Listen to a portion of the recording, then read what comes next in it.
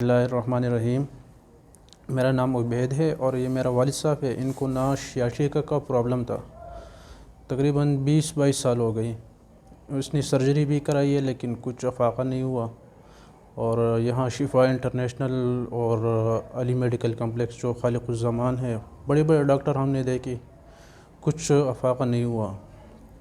अभी हम ना यहाँ पे CBT का जो मरकज़ है, कुछ लोगों ने बताया कि यहाँ ट्रीटमेंट होती है तो हम यहाँ पे आ गई।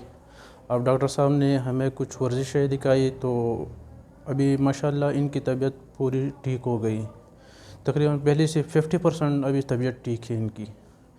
तो बस यही क्लिनिक है।